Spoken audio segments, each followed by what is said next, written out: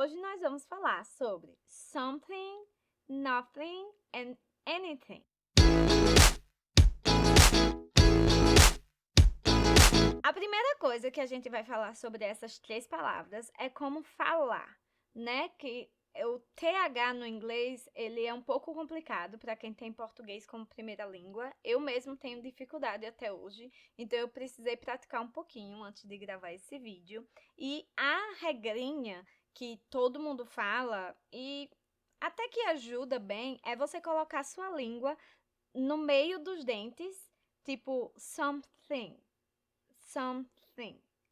Mas não é morder a língua, é só colocar levemente entre os dentes. Então vamos lá para as palavras. A primeira palavra é something. Something significa alguma coisa. Então, se alguém perguntar para você, do you need something? Você precisa de alguma coisa?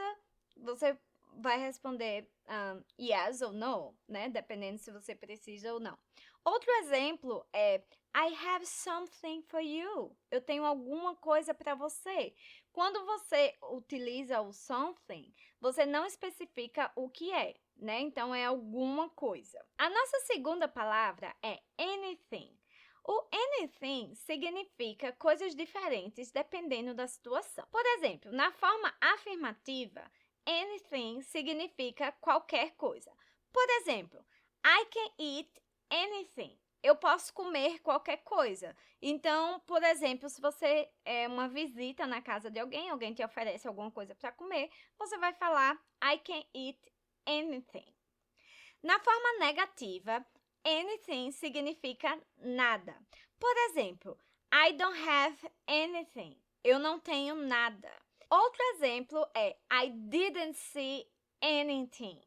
Eu não vi nada. Então, vocês perceberam que existiu uma negação antes de você falar o anything. Então, quando você tem uma frase negativa, então você vai utilizar o anything. E na forma interrogativa, anything significa alguma coisa. Por exemplo, did you see anything? Você viu alguma coisa?